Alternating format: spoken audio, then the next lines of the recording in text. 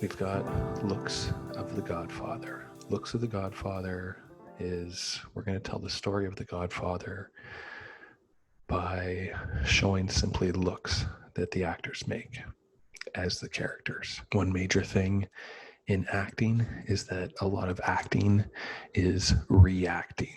Some of the best actors share some of the most powerful looks, much like a picture says 1,000 words. A look is somewhat like a still image if the person's not talking or moving, even though it's still a movie. And a look can say 1,000 words as well. Great actors can perform great looks and tell you so much with very simple and subtle looks. And that's what we're going to do. So we're going to break down the Godfather looks. Okay, so first up, it's the very first shot, the very first scene. Bonacera is talking to the Godfather. Bonacera is telling a story about how his daughter came into trouble, and the Godfather is listening. And I love this look because it's just like kind of a bored listening look, but focused. And it's about a 3-minute shot that pulls back and starts on Bonacera's face and reveals the Godfather slowly in his pose. And I searched for it. I couldn't find it, but there's a Michael Shannon shot where he's at one of the Oscars and he's very bored. And that makes sense because the Godfather does not necessarily want to sit here and have to listen to all these requests, but he's the Godfather, so he does it. Normally he's dealing with, killing people or taking over businesses or large money deals and stuff like this. This is kind of petty, but it's his daughter's wedding, and apparently he can't refuse her request. I'm wearing my Neighborhood Legend tracksuit. I thought it was fitting. Next up is another look by the Godfather at the very beginning, peeking out his window through the blinds. It's a beautiful shot. And he sees Michael showing up, and he hasn't seen Michael for a long time. Michael's been off at war, and Michael comes back with Kay, his new girlfriend. This is probably the first time his family's seen him in a while. Michael's in military uniform, and the Godfather sees this. The Godfather's been asking about him, which I believe Tom Hagen mentions later. And it seems to me that Michael is the favorite of the Godfather's children, even though... couple of things. Maybe that's why the Godfather doesn't want Michael to be in that life, because he knows he's so much like him. I think he sees a lot of himself. Because Sonny's a hothead, he goes completely off the rails, and Connie's kind of stupid in her own right too. Luca Brasi. Couple things. This guy was a real mobster. He was a consultant on the film, and he had a perfect look and everything that they ended up giving him this role. Very imposing dude. So he gets this role, and he was so nervous that he's kind of fumbling through his lines here. And even the Godfather gives a great look like, ugh, this is awkward. Next up is, actually, before moving on, let's go back. We kind of skipped over Luca Brasi here. So the thing about this Luca Brasi speech is that he's very quick in and out. It's not really a request. It's more of a thank you for inviting me. And you really got to love Luca, because he, for as dumb and as nervous as he is, as they're showing him in the scene, he actually understands the life in the world, and he does jobs for Corleone. And I think Corleone says something like, Luca, my favorite soldier, or whatever, something like that. Luca, as someone who knows not to waste the Godfather's time, is a serious man. He comes in, says thank you. The speech lasts for like less than a minute. He says, I know you're busy. I'm going to get the fuck out of here. Okay, moving on here. Next up, we have Kay. So Michael's telling Kay stories about his family. He tells her the story about how his family met Johnny Fontaine, the gun to the band leader's head. It's either your signature or your brains are going to be on this contract. Michael says, that's my family, Kay, that's not me, kind of foreshadowing that, him getting into the whole life and everything he becomes. And there's 3 consecutive shots. It's obviously all the same coverage of Kay, and just split up and cuts back and kind of dragged out. But it's 3 consecutive shots of her just with a stunned look on her face when Michael says each line. And it's just powerful. You feel it. You feel the impact of what she's feeling when he's saying this stuff. So after Kay and Michael talk about Johnny Fontaine ends up needing to also ask a favor of the Godfather, and he says he wants this part in this movie. So Godfather sends Tom Hagen to Hollywood to talk to the producer and get Johnny a part in the movie. And it's a very cool transition. I love the little musical interlude and the panning and showing LA and the plane landing in the city. And Tom somewhat feels out of his element, out of his world. Still confident, but this shot here, especially where he's walking in between the two large studios, makes him feel very small and out of his element, in a new world, in a different world. And I love this shot here of him just kind of looking up the size and scope of this magical land. Even though we see him out of his element, once he actually sits down with the movie producer, and this Wolf's guy, the movie producer, is one of my favorite speeches, I think, ever. When he's like, I'm going to run him out of town, and let me tell you why. He's just incredible. He's like, she was the greatest piece of ass I've ever had. His voice is amazing. Johnny Fontaine comes in with his olive oil skin and his luscious locks and his beautiful voice. So he's trying to screw him over because of jealousy and ego and revenge, which is a huge thing in the film business, especially with people of power. That's like, I don't even want to get into it. So that's how a lot of things happen. It just goes to show you your career can be controlled or kiboshed or cock-blocked by someone because they got a personal vendetta against you. So moving on, Tom Hagen sitting eating dinner. These are great looks, just great reaction shots by Duvall. Every time this Waltz guy is in his face, like look at this first eye. He just gives him the eye. And he's also keeps eating. He doesn't stop eating to listen. He's like, fuck, I'm just gonna, just say your piece, because even though he's sitting, he's got the upper hand in power, which is a big thing in basic acting class. Normally the person, it's all about body language and standing and sitting and voice control.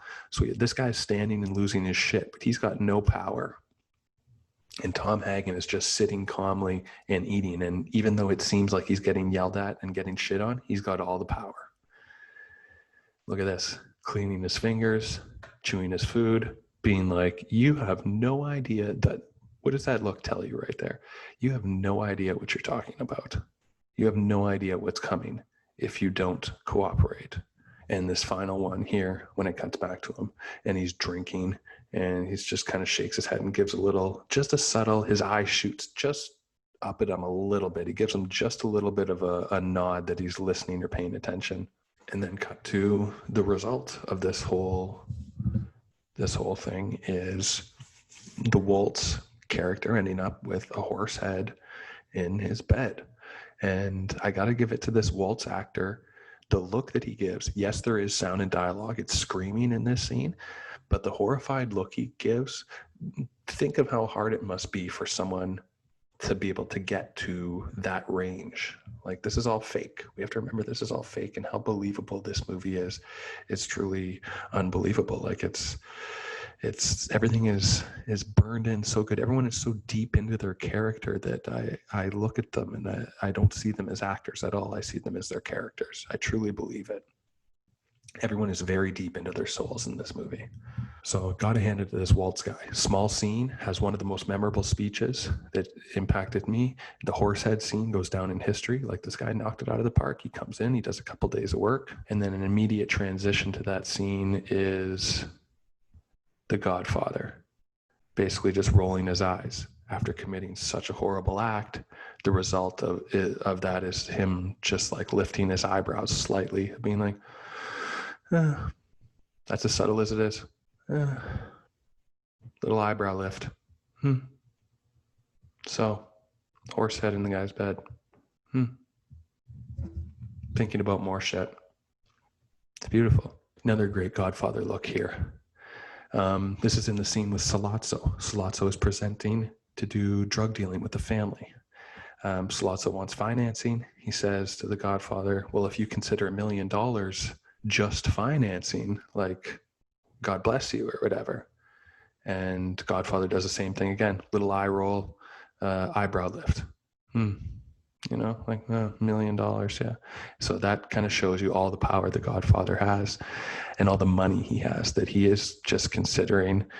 He turns down the business deal, but he is able to consider the business deal as just finance for $1 million and only needing to add protection, finance, and security and politicians. And Godfather's instincts are right, because moving on, he wants to put Luca Brasi on the case to find out what's going on with the Slotzos and pull a little trick plan. So Luca Brasi is supposed to go in, pretend like he's not getting on along with the Corleones, and see if he can join Slotzo's gang. And what I was talking about Luca Brasi earlier about being a serious man is when he sits down in this scene. So Godfather goes to Tom Hagen. He says, let's put Luca Brasi on this, bring him in. When he sits down in this scene, and this look that he gives right here is stone cold, and he just listens. He sits. You hear the creak in the chair of him sitting down. It's so quiet. He's so serious. He knows what he's there for. He's there to take an order and do a job. And he sits down and he listens, because these guys, if you don't listen, if you don't perform the order exactly as these guys say, they get pissed for some reason. So you sit, you listen, you do. It's very technical, this world. So you have to do things exactly how they say. Very technical. So I skip over, because it wasn't really any looks, but I skip over like a really beautiful part. I think there's some Christmas music playing. It's very yellow colored scene, and Luca Brasi is getting ready. He's putting on the what do you call it? Body armor, bulletproof vest to go to this meeting to protect himself. Okay, so once he's at this meeting, Bruno Tattaglia is there, and they're having a face-to-face. Bruno Tattaglia, like, look at this guy with his the gray hair in the middle there, and he just looks evil. And this stink eye that he gives, you can tell something's kind of up, and this guy's evil right away. So Luca goes to the meeting. He's meeting with Bruno Tattaglia, one of the brothers of the Tattaglia family, and Sollozzo. And he's doing as Godfather says, and apparently they agree to an understanding, and they're about to, he doesn't shake his hand though, but he offers a celebratory smoke. And as Luca leans down to have the smoke lit, to look at Tattaglia's eyes and the look he gives over Luca's shoulder. So you know something's coming over the shoulder. I used to pull a joke on friends that every time they were talking to me, my eyes would slowly drift up to their hairline, like I was looking something else. It'd drive them nuts. Luca's eyes are down. This guy's looking over the shoulder. He's like, okay, my plan is coming. Luca raises his head again. The guy brings his eyes back down, so Luca doesn't know something's coming behind him. They're looking eye to eye. This guy, Bruno Tattaglia, knows that this is the end. He's got this stone cold, look at the cigarette hanging out of his mouth. And bada boom. Luca Brasi, his eyes bulging out of his head. Here's another look. He's kind of choking on his way down. Look at this guy with the shark teeth in behind him. This guy's just a shark in the shadows. Kind of funny that this guy's got shark teeth, because later on we find out, they send the message, Luca Brasi sleeps with the fishes. Okay, another great look here. Reaction is they take Paulie out. They're going to whack Paulie because Paulie set up the Godfather to get whacked, basically. So they take Paulie out, they whack him, and it's a look by Clemenza. So here Clemenza hears the gunshots, and see, he's just facing forward right now. He's pretending to he is taking a leak.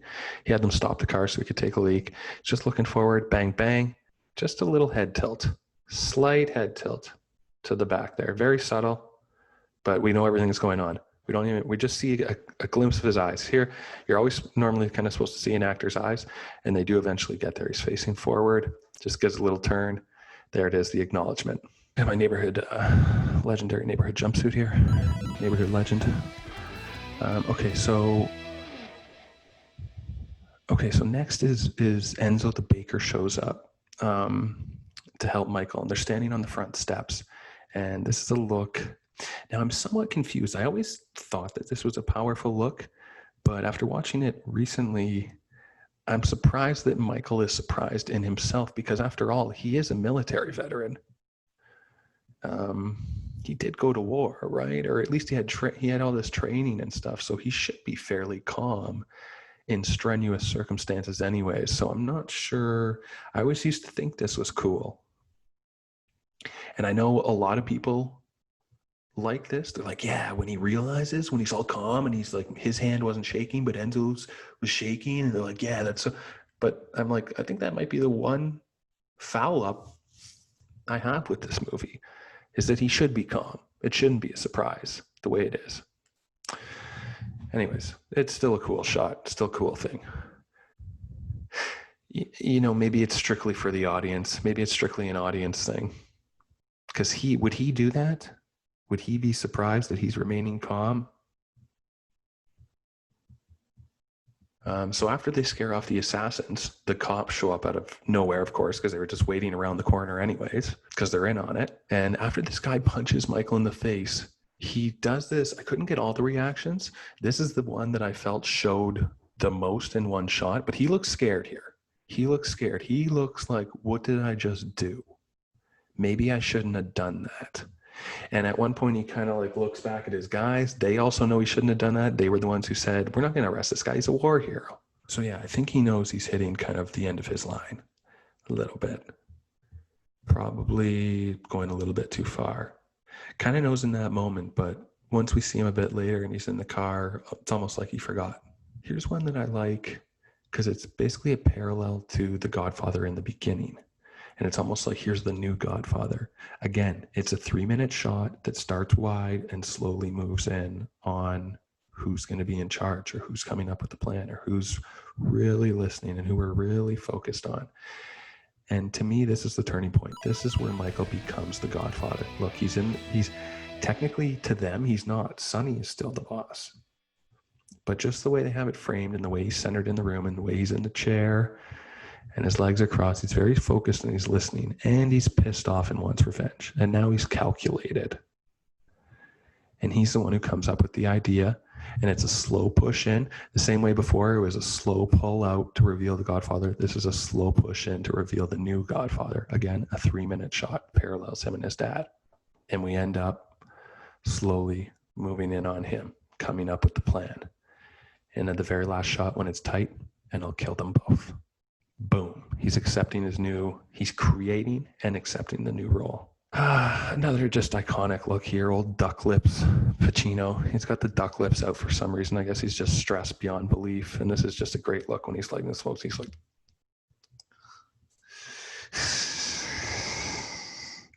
and I guess it would be pretty stressful. You're kind of going not to your death, but potentially it's a very dangerous situation. And there's still so much uncertainty with only about an hour. They say we got to meet him in an hour and a half, and they don't know where to plant the gun yet. Here he is sitting back, old duck lips Tony Montana. Okay, here's another great Michael Corleone look. This is after they frisk him, and the police captain leans back and he says he's clean, and he gives an old little hat tip. He gets snug as a bug really after that point. Knows he fooled them, knows he's about to fool them. And that is pretty cool. Both hands on the brim, snug as a bug. Now I like this look because when Clemenza's telling him the story of how to do it, he says, when you come out of the bathroom, stop blasting. So technically this is when he should start blasting. And maybe this is when the audience thinks he's about to start blasting. But he steps out and he's not ready to blast yet. The time's not right.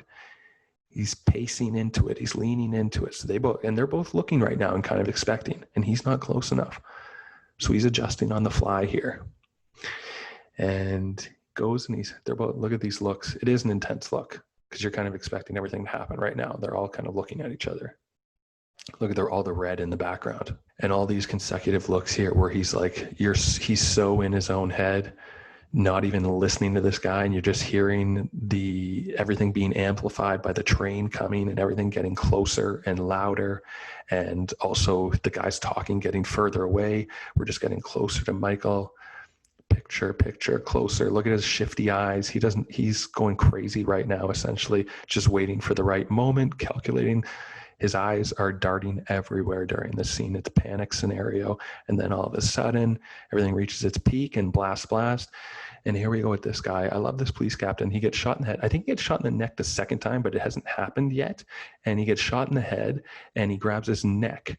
And I was like, why the hell does he do that? And so it's either a goof or since he was eating, he gets shot in the head and maybe he starts choking. So it's kind of like double. It was just like, I don't know, maybe he starts choking too, which I thought was hilarious. Maybe he thought that the neck one was supposed to go off first. because he does get shot in the neck the second time, I believe, because I think you see some blood squirting out there. I don't know. Anyways, it's kind of wacky, but it's awesome. Yeah, see, here's the second time he's kind of grabbing maybe he's choking, which is hilarious. He's got his napkin all tucked in there. He's like, I got shot in the head, but let me untuck this. Here's another look. So Carlo and Sonny, basically, they need to talk about made guy stuff kind of thing, or at least family stuff. And Carlo's just like a friend or an associate right now. He can't be in on those in-depth conversations. And so this is just a look, and it's more just a head down look, but body language again tells a lot. Sonny says, hey, Carlo, you got to leave the room. So Carlo puts his head down and leaves. Kind of demeaning.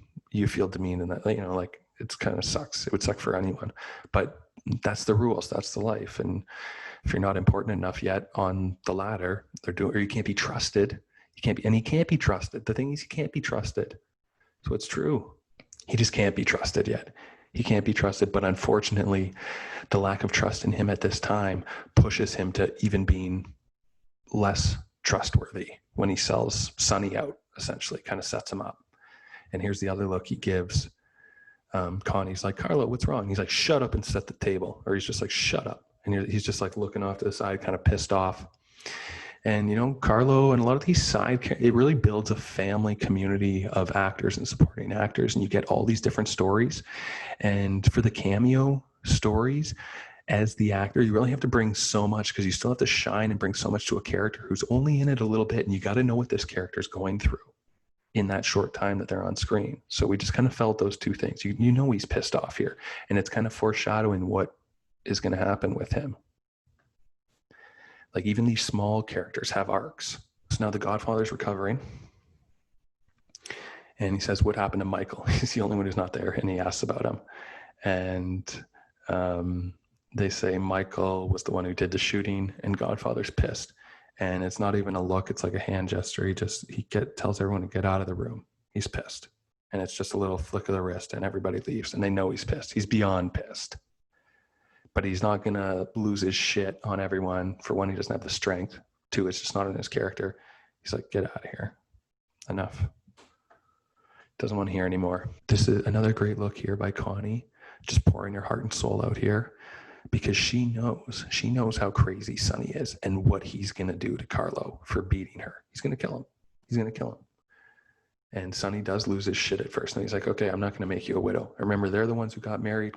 Carlo and Connie are the ones who got married at the beginning. That kind of stems we kind of followed their whole relationship in the background this whole time.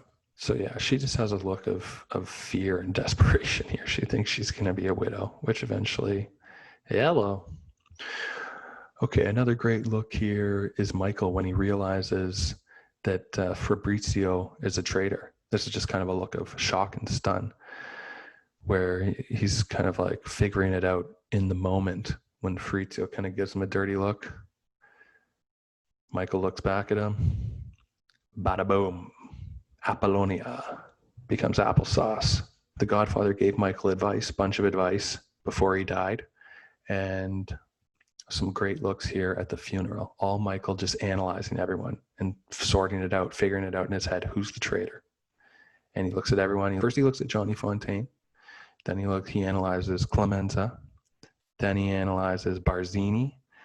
And as he's analyzing Barzini, he sees Tessio going over to Barzini and then walking up to Michael and pulling him aside. And the Godfather told him, whoever comes to you with the meeting is the traitor. So now we know that Tessio's the traitor. They have a little sidebar. Tessio says, we're going to do it on my grounds with my security. You'll be safe. You'll be protected. You'll be safe. And then this is the look they both give. Tessio knows. Look at this. But they're pretending to be friends. That's what that life is all about. You're lying right to these people's faces. That's what they mean when they say it's your friends who come to kill you. Oh, we're getting close to the end here. So Michael says, all right, you can ask me this one time about my business. And she asks him, and he still lies to her and says no. And she's like, she believes it. She's like, oh, Michael, thank heavens. And they embrace. And this is the look he gives over his shoulder, like, oh, God. And this is great. I love this look here that Al Neary gives when he's shutting the door. He kind of gives her a little eyebrow or head shake, like, sorry, for one, you don't want to be hear any of this or see any of this, and two, you can't. So look at Michael, the looks that he's given his crew, hand on the face, accepting these guys. They're calling him the new Godfather. Al Neary's shutting the door, kind of closing her out. And look at the look she gives to close the movie out, and as she's getting closed out. Just beautiful. So that's Godfather looks. And I'm going to do one for Godfather 2. But obviously, we've all seen this movie a bunch of times. Everyone's done their reviews and breakdowns. And yes, such a stellar movie. Don't forget to wear your neighborhood legend tracksuit when you're watching it. Maybe get some pasta and a Pepsi or a Coke. And, just have that old school Italian meal. Maybe some pizza. Old school Italian stuff while you're watching this, and just smell the spaghetti sauce. Ooze spaghetti sauce. That's what they wanted. They wanted to ooze the marinara with this all over this movie. So these are the Godfather looks. We're going to do one Godfather looks part 2 in a little bit, once I go through and analyze that. But I hope you enjoyed this one. So many powerful things can be done with a look as an actor, and great actors give great looks. And just from these reactions, a face says 1,000 words.